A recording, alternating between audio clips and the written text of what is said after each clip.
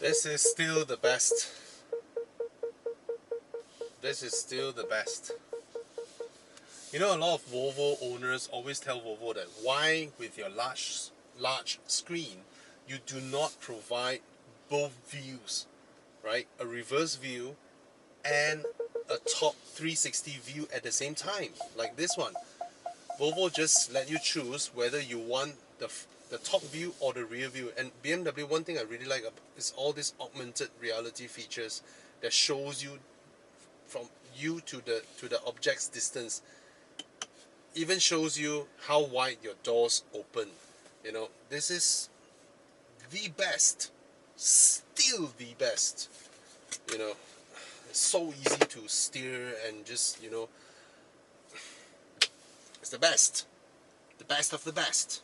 The graphics, the rendering, the logic. Even tells me how wide my door opens. Yeah. Cheers.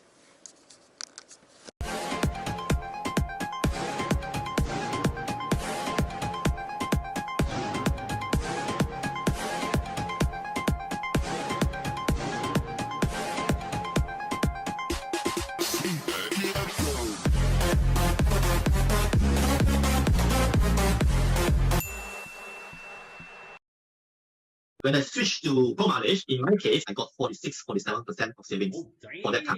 Pro mileage was the only one that gave me 5,000 extra value to cover, yet still cheaper, a lot less. A lot less.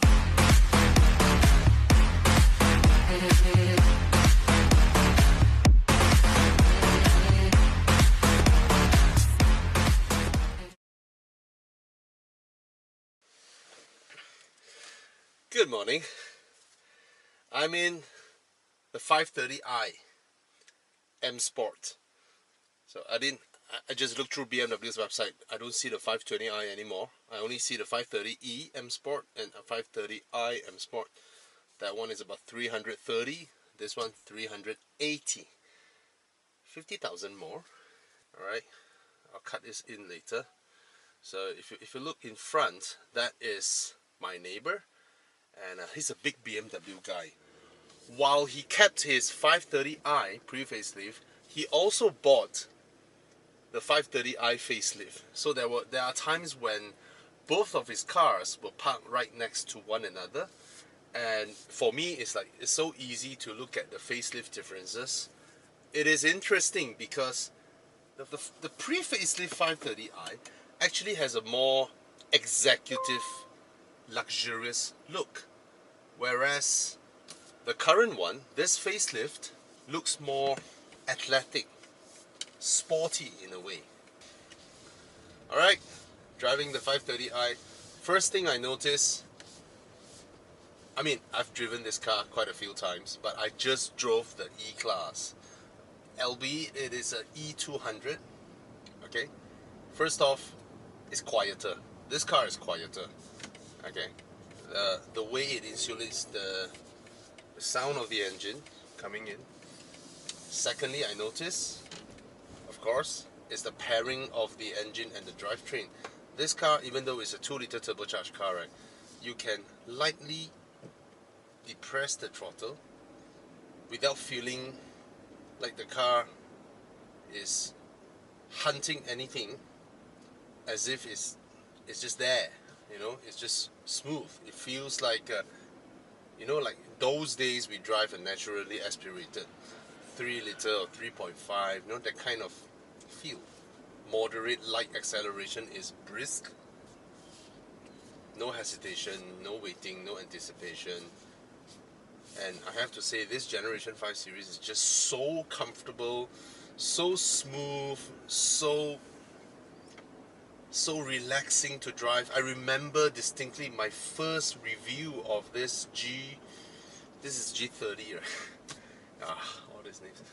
My first review of this G30 generation, I gave the comments that this car is now such a comfortable, such a quiet, relaxing and smooth drive.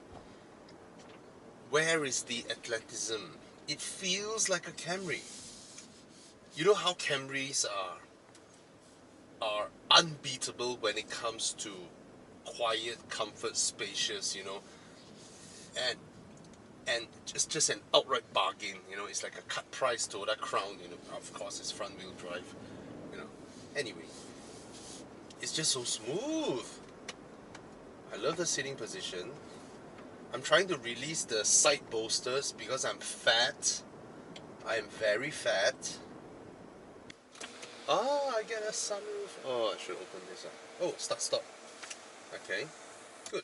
I'm doing a test drive. I'll let the start stop start this. Oh, pre-facelift E-Class. Much prettier.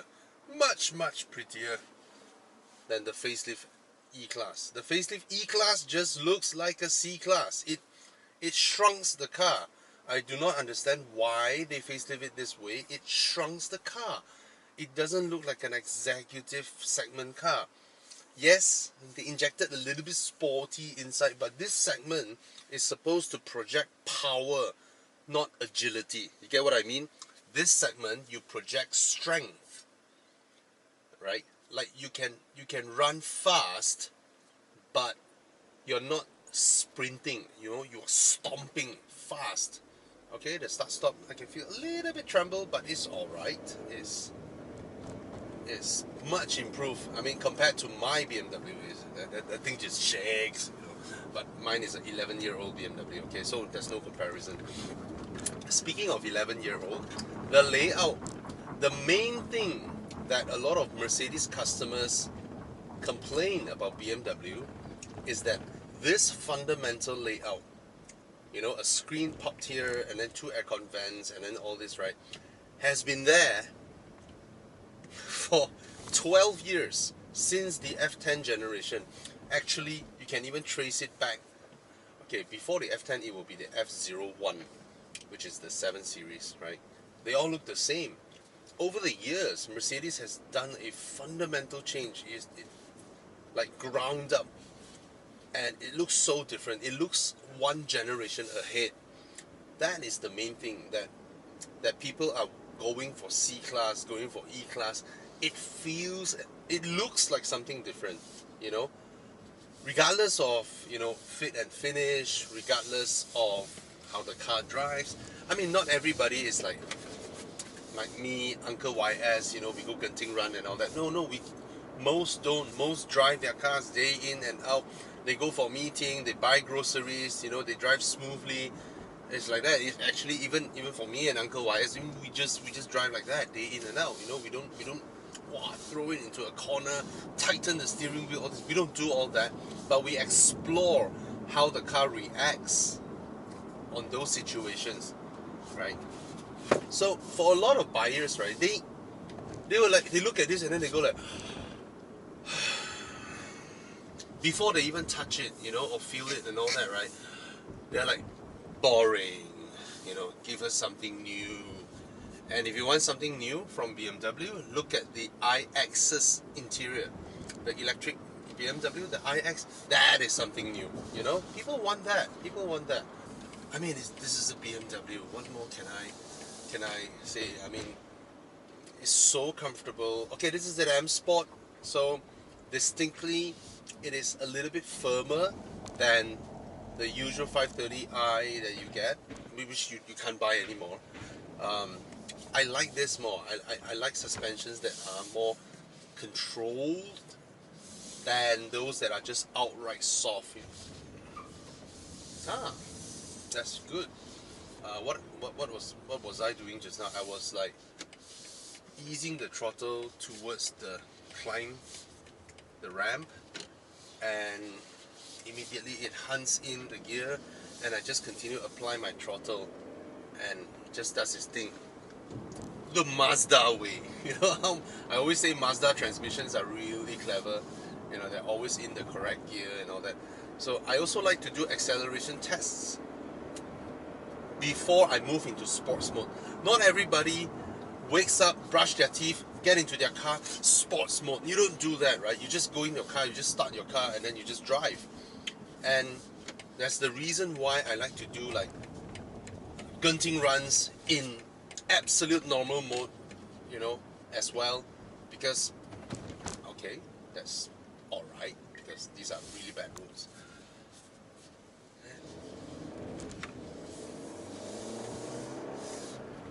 Nice sound.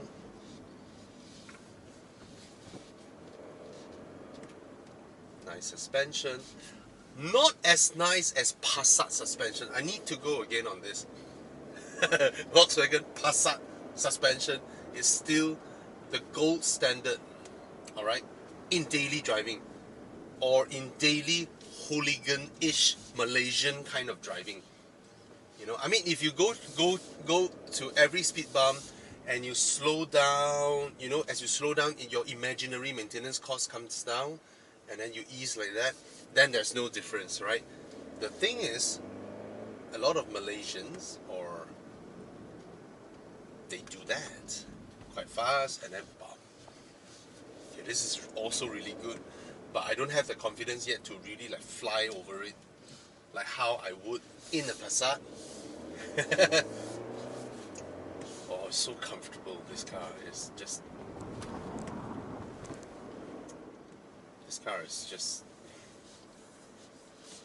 nice. Still a 5 Series. Still a 5 Series! Speed bumps! Woohoo! Yeah, great suspension. I take back what I said just now. It's great suspension. It is a great suspension.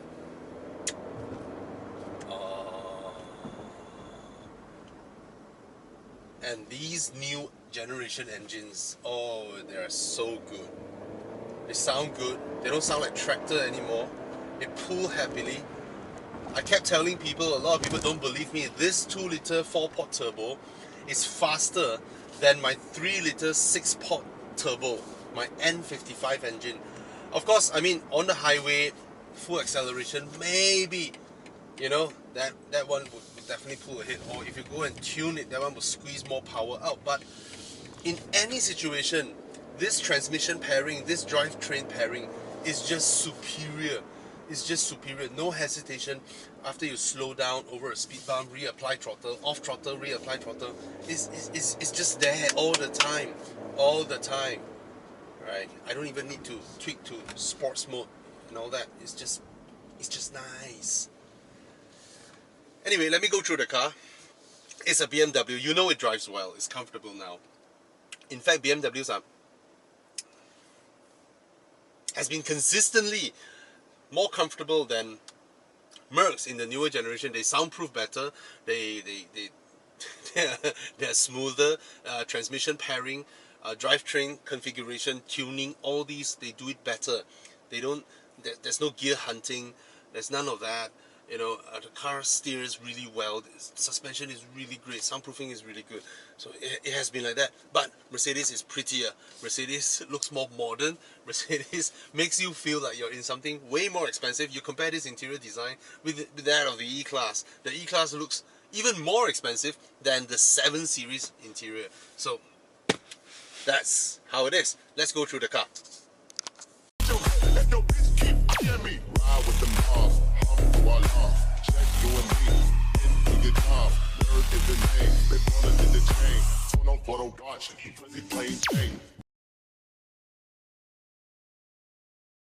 All right, I'm in the driver's seat of the 530i.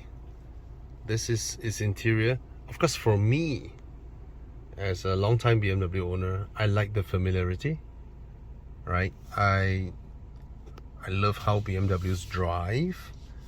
Fit and finish wise, I would say BMWs are now on par with Audis, slightly above that of Mercedes and Volvo.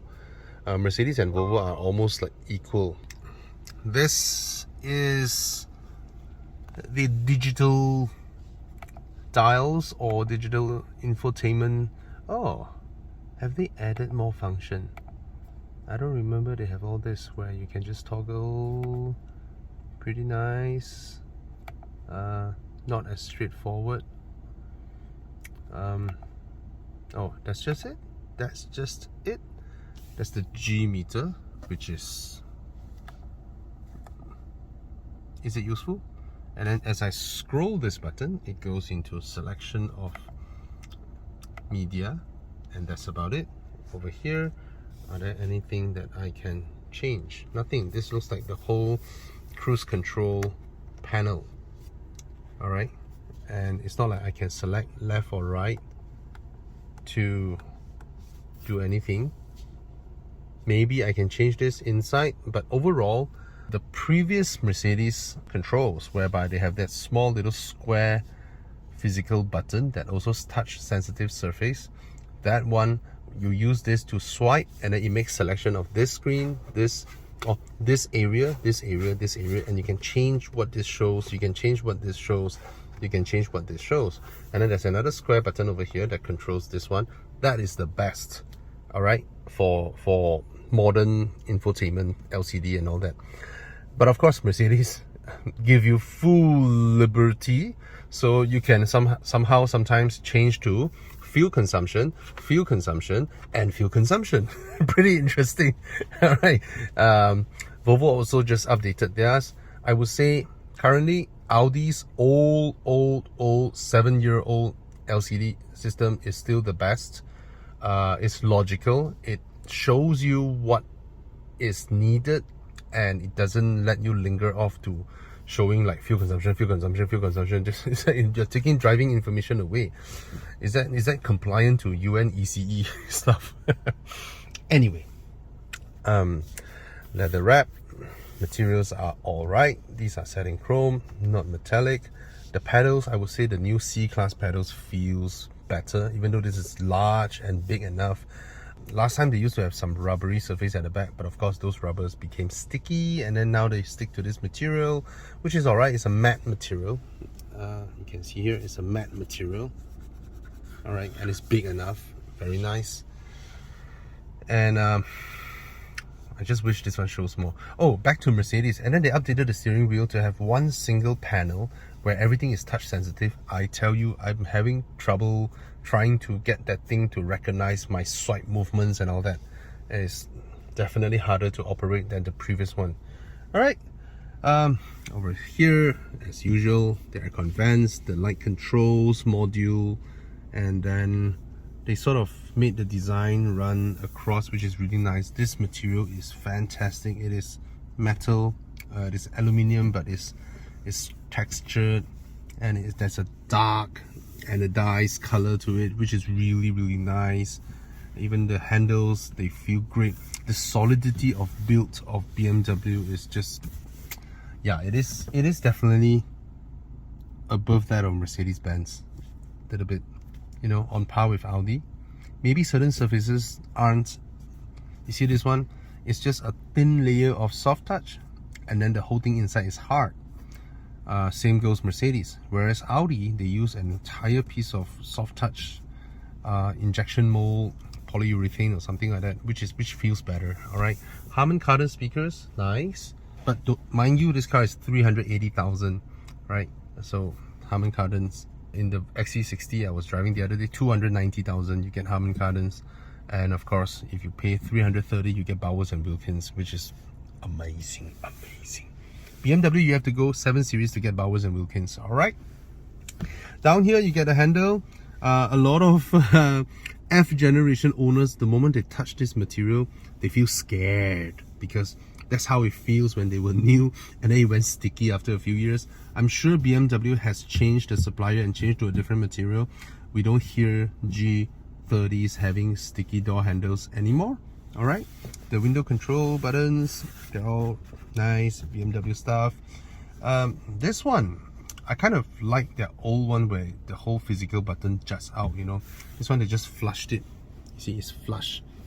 And visually, from my eye level, it's not exactly immediately visible, but small complaint, nothing. It's not a complaint even. All right. And interestingly, there's nothing here. A lot of cars, they will give, most cars I would say, a large cutout over here, so you can put your wallet, put your phone and all that. But for long time BMW owners, you will know this, BMW has always discouraged people from putting their stuffs here and all that, littering around the cabin. They always prefer you to hide everything inside. They don't provide you compartments here. You're not supposed to put your stuffs here, because they anticipate you to do exciting driving in mountain roads or whatnot, right? And they don't want your stuffs to fly around. That's why anyone who knows what I'm saying, F10 generation 5 series, F017 series, from those days onwards, you know, 3 series and all that, there's always very little cubby space exposed out here. They want you to put all your stuffs in the door bins or inside this storage compartment and away from all this, because as you drive, excitingly, the stuffs might fly around, dislodge under your brake pedal, all this. All right, so BMW actually compromised and, you know, give us some form of compartment, but it's still considered poor when compared to peers. All right, see, this one is a wireless charging pad.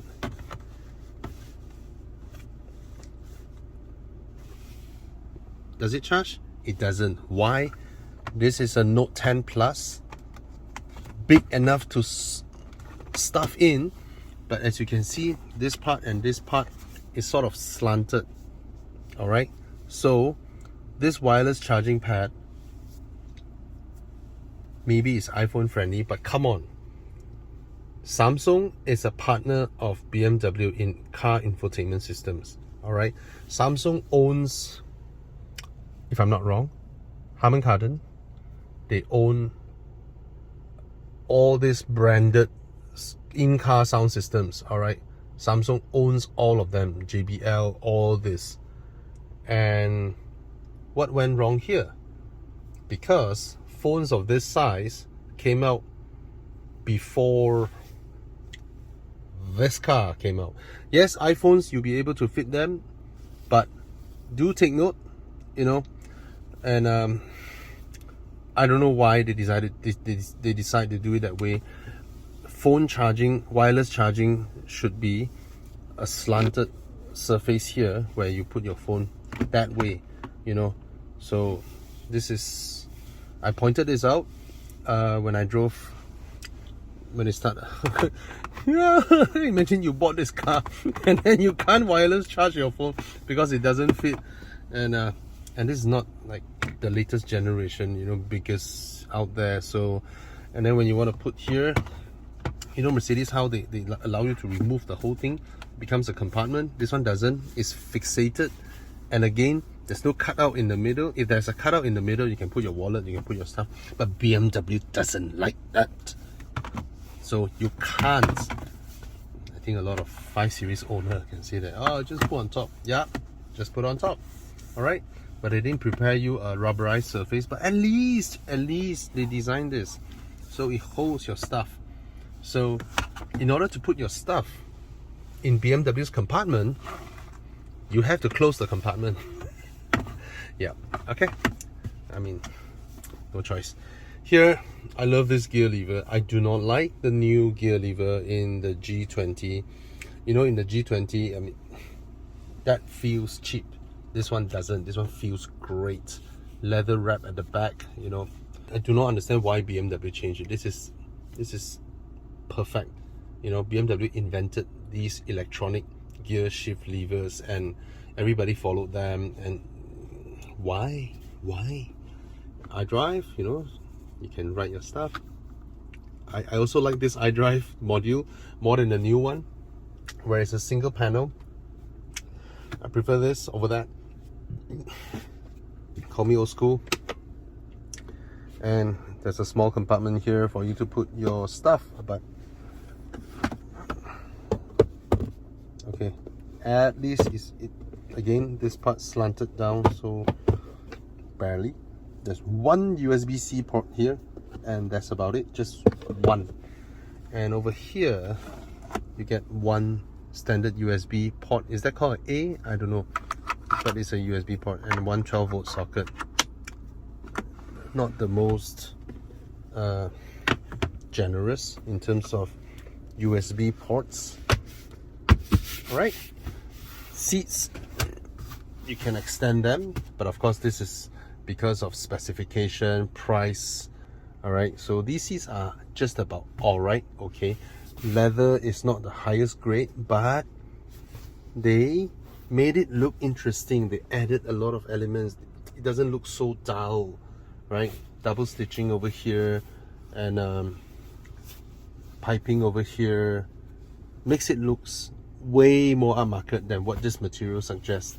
And this little pattern over here is actually very nice.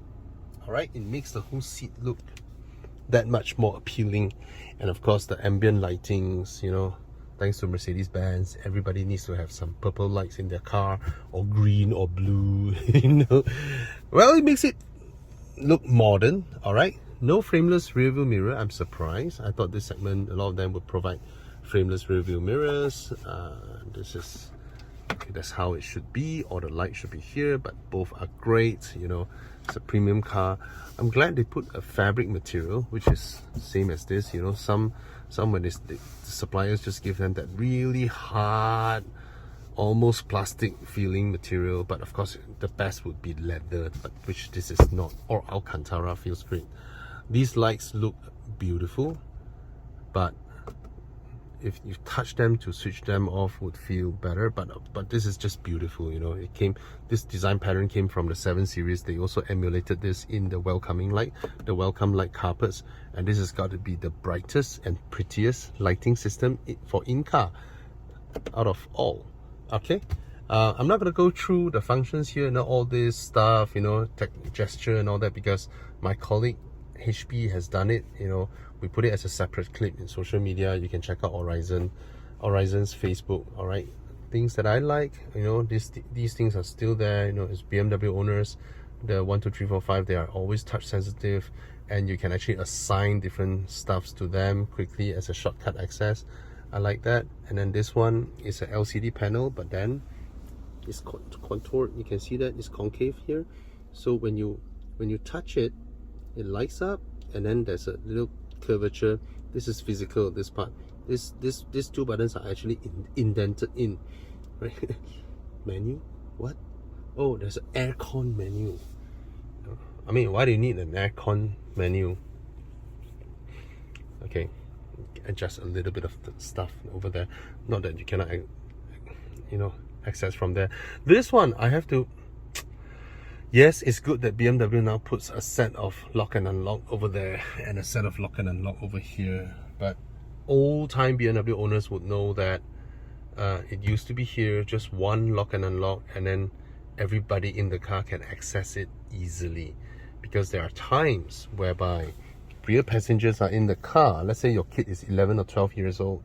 You know, the parents go down for a little while. You know, of course they can, as kids, they can just climb over and lock it there. But nothing is easier than putting the lock and unlock over here, which BMW has been using for so long. All right, now they put like a in-car. This is for like safety. You know, one push to on everything, intelligent safety. One push to off everything. You know, so. Oh yeah, I was complaining about lane keep assist and all that, right? You can just push this button and everything will be off. Yep. Sorry. Yep, that's the front compartment of the car. I have actually, I am a 98 kg Asian dude that is 5'11", and I've tried my best to open up these wings, and I still feel it pressing a little bit too much. That's my problem. That's not the car's problem. All right, the wireless charging not fitting the phone, I can say that it's a legitimate complaint, because Samsung is a partner of BMW. It makes no sense for a Note 10, not Ultra, whatever. No. Let's go to the rear seats. All right. Oh, before that, door panel is alright, not full length. You can't put a big bottle because it's angled this way and this is small. It should be angled this way, you know, aligned with this, and the whole big bottle can slot here because there's no hindrance. But if you angle it this direction, you know, you can't put big bottles basically. Alright, here is alright, not the best, not the poorest. Okay. Okay, let's come to the rear seats. Ugh. Very nice finishing again, and when you open the door, you see it flashes red light to warn people from behind. That's a good touch, a good use of ambient lighting. All right, here you get this has got to be one of the largest rear quarter windows I've seen. This is huge, right? And then you get this. You know what? Okay, again, small complaints. Okay, whoa. Okay, it will be easier to do it this way than this way. Alright, that's a small complaint. Okay. And then this one goes up. Alright. You have this. In Audis, right, there's an indentation here to let this sit properly there. You know, with this here jutting out like that, right, I kid you not, it won't be too long before somebody break theirs. It shouldn't jut out like that.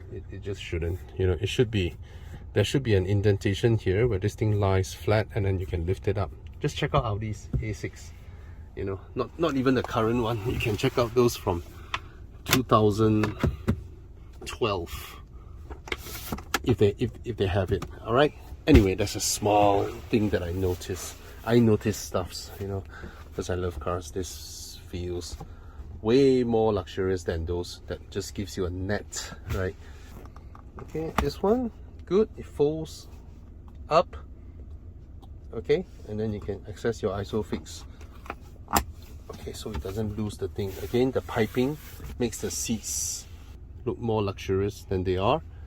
And I think the finishing and all that, I mean, this leather, all this are great. And then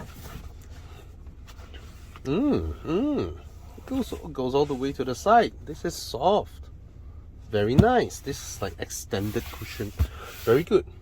Okay, here the control panels look good. There are two USB-C ports here, very nice. A deep compartment. I'm surprised. My fingers are extended. Goes all the way. Very good. 12-volt socket. I can fit my size 11 feet between my foot, between the rails of the front seats and the base of the back seats. Alright, that means the middle passenger can put his feet here and the side can do it this way. So it's comfortable. And those seats are at the lowest setting. I've set it to the lowest. I can still slot my feet under. Very good. Aircon vents. They have it over here. They also have it over here at the B pillar. But it's not here where it juts out and points here. It's flush to this surface. So you need to adjust the fins to, like, you know, angle them towards here. Small thing that I noticed, but it's not a complaint. I'm happy when car makers route their aircon vents here. This is surprising. I never realized this. I never realized that BMW 5 Series' seatbelt mount for front seat passengers are not adjustable. I thought it would have been something that is simple or has been around for generations. You know, you should be able to adjust the height of where the belt comes from, but I'm surprised. I'm surprised I never noticed it before this, but I'm not happy with this. It should be adjustable. If you sit here and you pull the seatbelts and they're fine, then it's fine, okay? If you're not, then no choice. All right, there's a little hook over here, and let's look at the center armrest. You can't open it. You can just have a cup holder, and that's about it. Again, nobody is better than Mazda when it comes to rear armrests, but at least this one looks a bit more sophisticated, right? Look at a whole set of plastic mechanism. Oh yeah, this mechanism, every time you put it back, it sounds like it's broken, right? And there's no nothing, you know, I don't know. Again, Mazda, I mean, if any BMW people are watching this, Mazda, once you press and then the cup holders come out, and then you can open this. There's a compartment in there, carpeted with USB ports as well. That's very nice. Okay, rear light modules looks very luxurious as well. Pretty nice, and you get a nice sunroof. And yep, that's the interior of the 5 Series. Let me go to the back. Powered boot, of course. Huge boot. Just huge. Not as huge as the Bezas, but it's huge.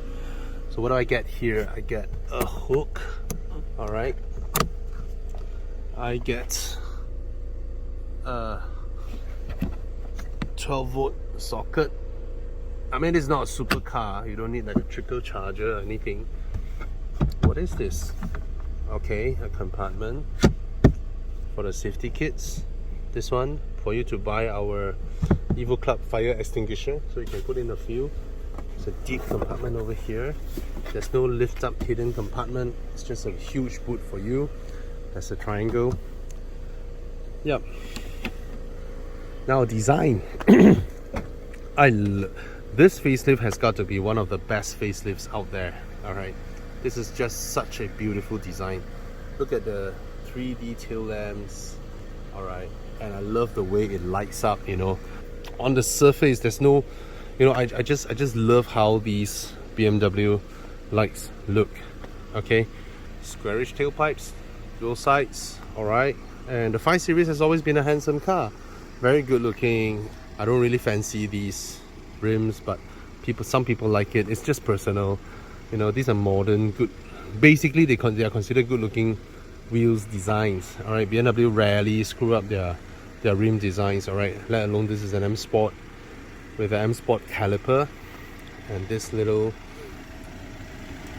what do they call that?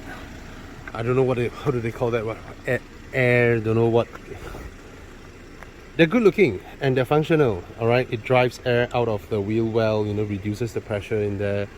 And oh, laser lights! Look at that. You get laser lights now, and they look amazing, don't they? Very, very nice. Okay. Intakes over here. What a contrast, right? To the Pierce where there's fake vents everywhere, fake intakes everywhere. These are just real. And then the grills, yes, they are big, but not as big as what BMW aspires to go to. And they open and close depending on need. It's a good looking car. It is just a good looking car.